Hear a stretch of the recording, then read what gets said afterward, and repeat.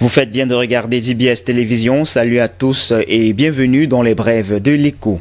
Dans le cadre de la session budgétaire ouverte au Parlement depuis le 12 novembre dernier, les députés examinent le projet de loi de financement 2021 déposé par le gouvernement camerounais qui constitue un article sur la communication des transactions financières par les intermédiaires agréés.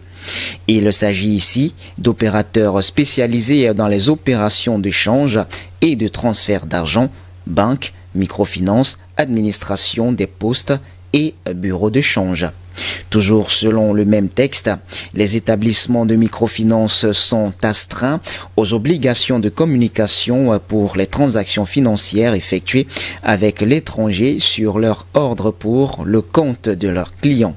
Selon le code des douanes CEMAC, le défaut pour intermédiaires agréés de communiquer ces informations à l'administration douanière est passible d'une amende de 500 000 à 2 millions de francs CFA.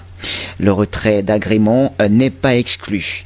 Dans le cadre des transactions avec l'étranger, l'administration douanière qui a l'obligation de publier régulièrement les taux de conversion des monnaies étrangères en monnaie locale veille à son niveau à la régulation du marché.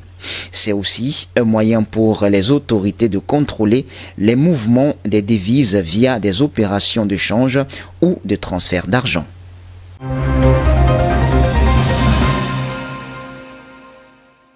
S'exprimant ce 1er décembre à l'Assemblée nationale, le ministre de l'Eau et de l'Énergie, Gaston Elundou, a évoqué la réhabilitation de la Société nationale de raffinage Sonara, l'unique raffinerie du Cameroun ravagée par un incendie le 31 mai 2019 à Limbé, dans le sud-ouest du pays.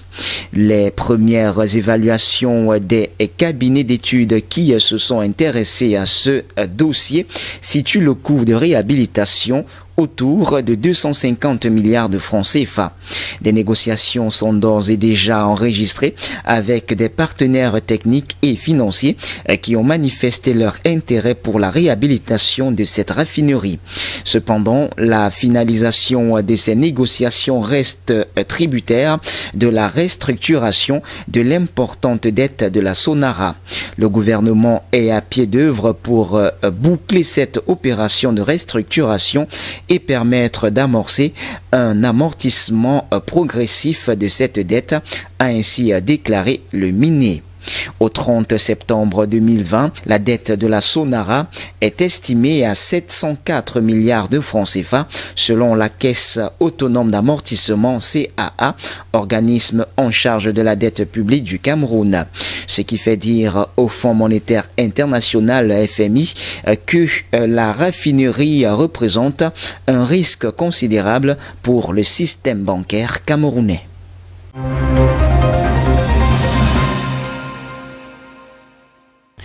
Au cours des 9 premiers mois de l'année 2020, le Cameroun a exporté 6,182 millions de mètres cubes de gaz naturel liquéfié GNL à partir du Ili Episeyo, l'unité flottante mise en service en 2018 au large des Kribi, la cité balnéaire de la région du sud du Cameroun. L'information a été révélée le 25 novembre 2020 par le Premier ministre Joseph Dion-Ngouté lors de la présentation du programme économique et financier 2021 du gouvernement à l'Assemblée nationale. Pour rappel, grâce à ce méthanier reconverti en unité de liquéfaction du GNL, deuxième infrastructure de ce type au monde après celle de la Malaisie, le Cameroun est officiellement devenu exportateur de ce combustible depuis 2 ans. La production issue des champs de Kribi est essentiellement commercialisée en Asie par le russe Gazprom, avec lequel le Cameroun a signé un contrat d'off-taker exclusif. Le Ili Episeyo produit également du gaz domestique destiné aux ménages. Selon le Premier ministre, environ 2000 tonnes métriques sont extraites chaque mois.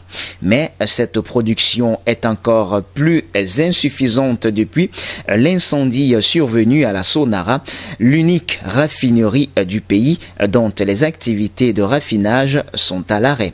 Pour preuve, le Cameroun se prépare à importer 120 000 tonnes métriques de gaz domestique pour satisfaire les besoins des ménages camerounais au cours de l'année 2021. Un appel d'offres relatif a été lancé à cet effet le 23 novembre 2020.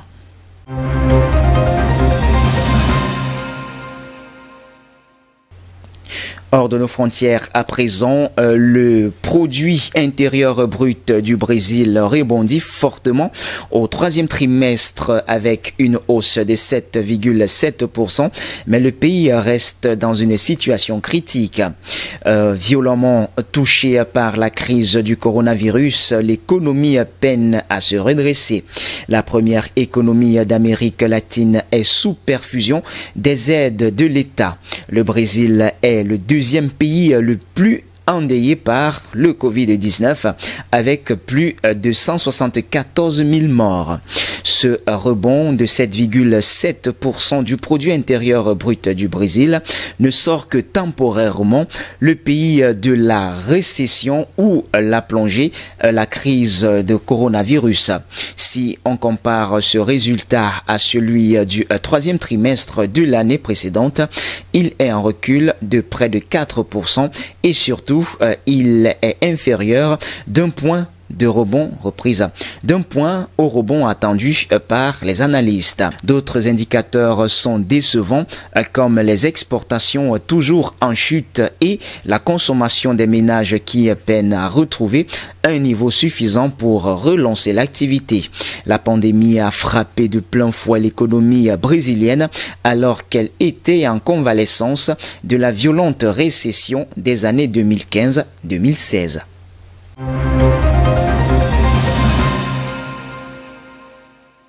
Et puis au Royaume-Uni, Tesco, le leader britannique de la distribution, avait été le premier à rembourser à son gouvernement 583 millions de livres d'allègement d'impôts obtenus pour soutenir l'économie au plus fort de la pandémie.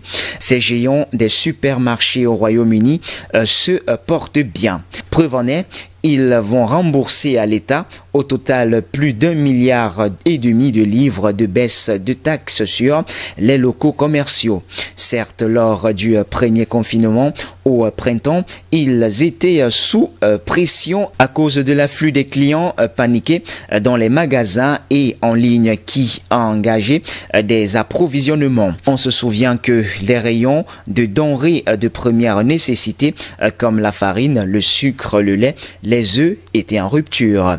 Ces grandes enseignes ont aussi dû investir massivement en mesures sanitaires, mais leurs dépenses ont été compensées par des ventes solides qui leur ont permis de faire des bénéfices.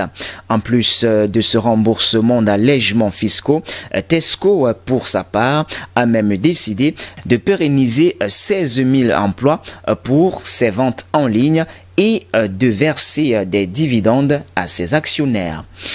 Eh bien, c'est tout pour les brefs de l'écho de ce jour. Mesdames, Mesdemoiselles et Messieurs, merci de nous avoir suivis. Les informations se poursuivent sur notre antenne d'IBS Télévision. Restez donc des nôtres naturellement.